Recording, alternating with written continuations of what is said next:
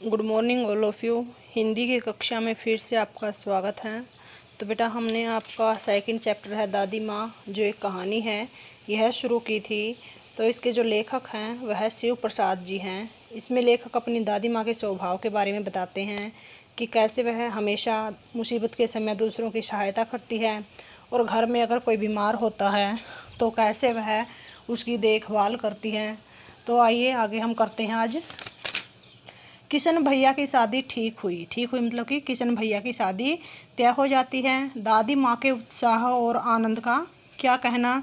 दिन भर गायब रहती, सारा घर जैसे उन्होंने सर पर उठा लिया हो। पड़ोसिन आती, बहुत बुलाने पर दादी माँ आती। बहन बुरा न मानना। कार परोजन होता है कोई पारिवारिक उत्सव जब होता है, यानी कि घर में जब कोई उत्सव होता है। कार परोजन का घर ठहरा। एक काम अपने हाथ से न करूँ तो होने वाला नहीं। जानने को सभी जानते थे कि दादी माँ कुछ करती नहीं, पर किसी काम में उनकी अनुपस्थिति वस्तुतः विलंब यानी कि देरी का कारण बन जाती। उन्हीं दिनों की बात है। एक दिन दोपहर को मैं घर लौटा। बाहरी निकसार में दादी माँ किसी पर बिगड़ रही थी। देखा पास के कोने में दुबकी रामी की चाची खड़ी है। सोना होगा धन्नो, रुपए मैं सूद के आज दे दे। तेरी आंख में तो शर्म है नहीं, मांगने के समय कैसे आई थी। पैरों पर नाक रगड़ती फिरी। किसी ने एक पाई भी न दी। अब लगी है आजकल करने, फसल में दूंगी। अब क्या तेरी खातिर कोई दूसरी फसल कटेगी। तो लेखक बताते हैं कि घर में किशन भैया की शादी तय हो जाती है और दादी माँ बहुत खुश है। और जब भी कोई पड़ोसिन आती और उसे बुलाती तो अनेक बार कहने पर वह जाती और कहती, बहन बुरा मत मानना, भाई घर में शादी है। और इस वजह से वह मतलब अपने खुद सारे काम करती हैं। और सभी लोग जानते थे कि दादी माँ वैसे कोई भी काम नहीं करती, लेकिन किसी भी काम में अगर दादी माँ उपस्थित नहीं होती तो उस काम को करने में देरी हो जाती। और लेखक बताते हैं कि भाई एक दिन दोपहर के समय रामी की चाची आई हुई है और दादी माँ उसके ऊपर गुस्सा कर रही है। क्यों कर रही है गुस्सा? क्योंकि रामी की चाची ने दादी माँ से पैसे उधार लिए थे और वह अब तक नहीं दिए हैं। तो दादी माँ उससे कहती है कि भाई धन्नो, जो पैसे हैं वह सूद में है, यानी कि ब्याज के साथ आज ही देने होंगे। और जब तुम पैसे मांगने आई थी तो कैसे नाक रगड़ रही थी, किसी ने तुम्हें एक पैसा भी नहीं दिया, और अब आजकल करने लगी है। दूंगी मालकिन। रामी की चाची रोती हुई दोनों हाथों से आंचल पकड़े दादी माँ के पैरों की ओर झुकी। बिटिया की शादी है, आप न दया करेंगी तो इस बेचारी का निस्तार यानी कि उद्धार कैसे होगा। हट हट, अभी नहाकर आ रही हूँ। दादी माँ पीछे हट गई। जाने दो दादी, मैंने इस अप्रिय प्रसंग को हटाने की गरज से कहा। बेचारी गरीब है, दे देगी कभी। चल चल चला है समझाने। मैं चुपके से आंगन की ओर चला गया। कई दिन बीत गए, मैं इस प्रसंग को बिल्कुल भूल सा गया था। एक दिन रास्ते में रामी की चाची मिली। वह दादी माँ को पुतो फलो दूधो नहाओ का आशीर्वाद दे रही थी। तो दादी माँ और रामी की चाची के बीच जो बातें हुई थी, लेखक इन बातों को भूल चुका है। लेकिन एक दिन रास्ते में उन्हें रामी की चाची मिलती है और वह दादी माँ को दूधो नहाओ और पूतो फलों का आशीर्वाद दे रही थी। लेखक पूछता है, क्या बात है धन्नो चाची? तो उसने विह्वल यानी कि बेचैन होकर कहा, उरीन हो गई बेटा, या उरीन यानी कि ऋण से मुक्त हो गई बेटा। भगवान भला करे हमारी मालकिन का। कल ही आई थी, पीछे का सभी रुपया छोड़ दिया, ऊपर से 10 रुपए का नोट देकर बोली, देखना धन्नो, जैसी तेरी बेटी वैसी मेरी बेटी। 10-5 के लिए हंसाई न हो, देवता है बेटा देवता। उस रोज़ तो बहुत डांट रही थी, मैंने पूछा। तो लेखक उनसे पूछता है, धन्नो की जो चाची है, जो धन्नो है रामी की चाची, कि भाई उस दिन तो दादी माँ आपको बड़ा डांट रही थी। वह तो बड़े लोगों का काम है, रुपया देकर डांटे भी नहीं तो क्या लाभ। तो जो रामी चाची है वह कहती है कि भाई ये तो बड़े लोगों का काम होता है, अगर वे रुपया देकर डांटेंगे भी नहीं तो रुपये देने का क्या लाभ। मैं मन ही मन इस तर्क पर हंसता हुआ आगे बढ़ गया। किशन के विवाह के दिनों की बात है। विवाह के 4-5 रोज यानी कि 4-5 दिन पहले से ही घर की औरतें रात रात भर गीत गाती हैं। विवाह की रात को अभिनय भी होता है। यह प्राय एक ही कथा का हुआ करता है, यानी कि जो विवाह की रात होती है उस दिन घर में नाटक होता है और इस नाटक में एक ही कथा दिखाई जाती है। और उस कथा में विवाह से लेकर पुत्रोत्पत्ति यानी कि पुत्र प्राप्ति तक के सभी दृश्य दिखाए जाते हैं।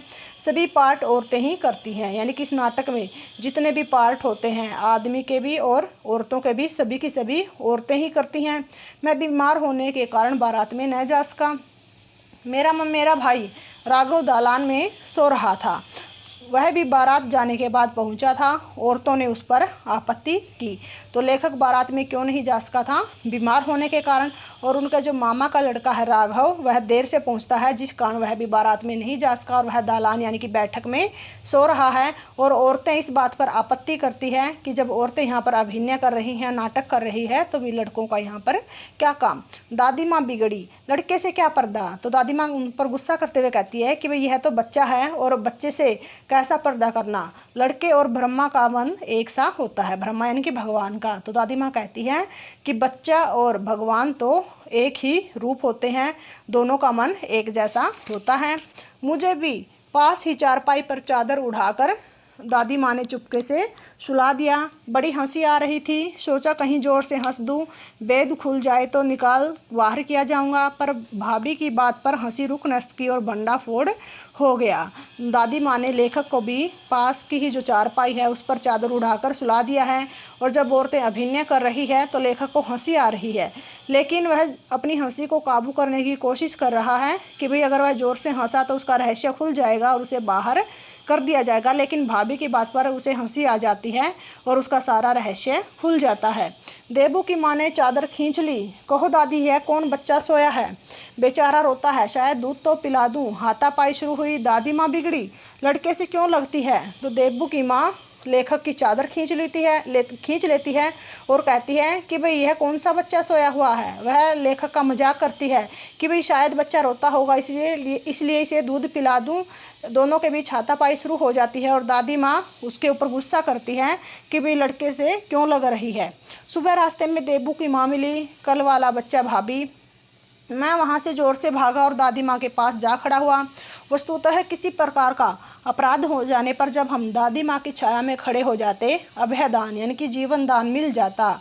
तो सुबह रास्ते में देबू की माँ लेखक को मिलती है और वह मजाक करते हुए कहती है कि भाई कल वाला बच्चा। लेखक भागकर दादी माँ के पास चला जाता है और लेखक बताता है कि अगर हम कोई गलती करते हैं और दादी माँ के पास पहुंच जाते हैं तो हमें माफ़ी मिल जाती है, यानी कि भी किसी की भी उन्हें कुछ कहने की हिम्मत नहीं होती। स्नेह और ममता की मूर्ति दादी माँ की एक एक बात आज कैसी कैसी मालूम होती है। परिस्थितियों का वात्या चक्र जीवन को सूखे पत्ते सा कैसा नचाता है। वात्या चक्र होता है बेटा तूफान। तो लेखक बताते हैं कि जैसे तूफान में अनेक सूखे पत्ते कैसे उड़ते हैं, ऐसे ही जीवन में अनेक कैसी परिस्थितियां आती हैं जो मनुष्य को न जाने क्या क्या करने के लिए मजबूर कर देती है। और इन सब बातों को दादी माँ अच्छे से जानती थी। दादा की मृत्यु के बाद से ही वे बहुत उदास रहती। संसार उन्हें धोखे की टट्टी मालूम होता। दादा ने उन्हें स्वयं जो धोखा दिया वे सदा उन्हें आगे भेजकर अपने पीछे जाने की झूठी बात कहा करते थे।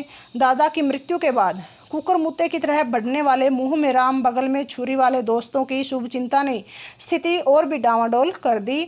दादा के श्राद्ध में दादी माँ के मना करने पर भी पिताजी ने अतुल यानी कि अत्यधिक संपत्ति व्यय करना होता खर्च कर दी। वह घर की तो थी नहीं। तो लेखक बताते हैं कि जब दादाजी की मृत्यु हो जाती है तो दादी माँ बहुत उदास रहती और उन्हें यह संसार धोखे के समान लगता था। और उन्हें जो दादाजी हैं स्वयं उन्होंने भी दादी माँ को धोखा दिया। क्यों दिया धोखा? कि वे हमेशा कहते थे कि पहले दादी की मृत्यु होगी, उन्हें आगे भेजकर यानी कि स्वर्ग उन्हें पहले भेजेंगे और बाद में वो स्वयं आएंगे। लेकिन दादा की मृत्यु पहले हो जाती है।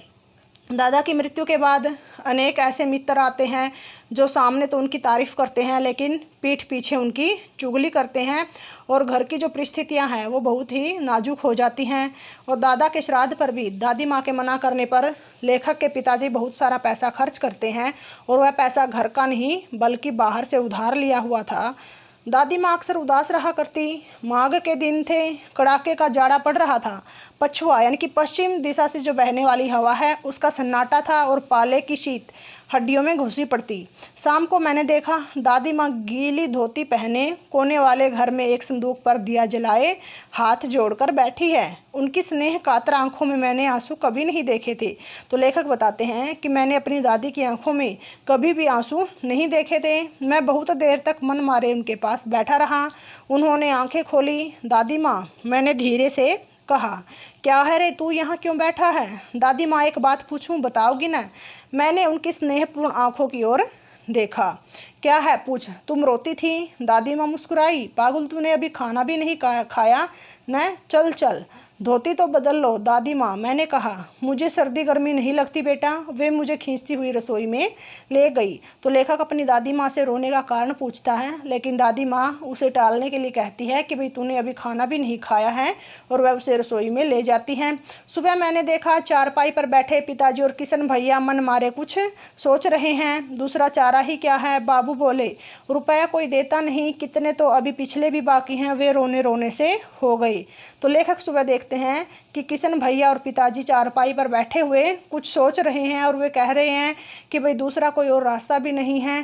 पिताजी कहते हैं कि भाई कोई पैसा अब उधार भी नहीं देता, और बहुत सारे ऐसे हैं जिनका पिछला भी अभी बाकी है, और उनका चेहरा रोने जैसा हो गया है।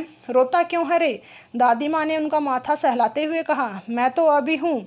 उन्होंने संदूक खोलकर एक चमकती सी चीज़ निकाली। तेरे दादा ने यह कंगन मुझे इसी दिन के लिए पहनाया था। उनका गला भर आया। मैंने इसे पहना नहीं, इसे सहेज कर रखती आई हूँ। यह उनके वंश की निशानी है। उन्होंने आंसू पोंछकर कहा। पुराने लोग आगा पीछा सब सोच लेते हैं बेटा। तो दादी माँ लेखक के पिताजी से कहती है कि भाई तुम अभी चिंता क्यों करते हो, मैं अभी जिंदा हूँ। और वह संदूक से एक चमकती हुई चीज़, और वह चमकती हुई चीज़ क्या थे? कंगन थे, जो लेखक के दादाजी ने उन्हें दिए थे, और यह उनके वंश की निशानी थी। तो वह कंगन लेखक के पिताजी को दे देती है, और कहती है कि जो बड़े बुजुर्ग होते थे वो आगा पीछा, यानी कि भाई आगे भविष्य के बारे में भी सोचकर कि भाई भविष्य में कोई भी मुसीबत न आ जाए, इसलिए इन सब चीज़ों को संभाल कर वे रख लेते थे। और वे कंगन लेखक के पिताजी को वह दे देती हैं। सचमुच मुझे दादी माँ शाप भ्रष्ट देवी सी लगी। धुंधली छाया विलीन हो गई। मैंने देखा दिन काफ़ी चढ़ आया है। तो उस समय लेखक को लगता है कि दादी माँ जैसे सांप से प्रभावित कोई देवी है, और दादी माँ की एक धुंधली सी छाया आंखों के सामने से नष्ट हो जाती है। और लेखक देखते हैं कि भाई दिन है जो काफ़ी चढ़ चुका है। पास के एक लंबे खजूर के पेड़ से उड़कर एक कौवा अपनी घिनौनी यानी कि घृणापूर्ण काली पांखें फैलाकर मेरी खिड़की पर बैठ गया। हाथ में अब भी किशन भैया का पत्र कांप रहा है। तो लेखक के हाथ में क्या है? किशन भैया का पत्र है। और उस पत्र में क्या खबर है कि दादी माँ की मृत्यु हो गई है। काली चींटियों सी कतारें धूमिल हो रही है। आंखों पर विश्वास नहीं होता। मन बार बार अपने से ही पूछ बैठता है, क्या सचमुच दादी माँ नहीं रही? तो किशन भैया का पत्र मिलने के बाद लेखक दादी माँ के बारे में ये सब बातें सोच रहे हैं, और उन्हें अपने मन में पर विश्वास नहीं हो रहा कि क्या सचमुच दादी माँ का निधन हो गया है। तो आई होप स्टूडेंट्स आपको ये कहानी समझ में आई होगी। Thank you. Have a nice day.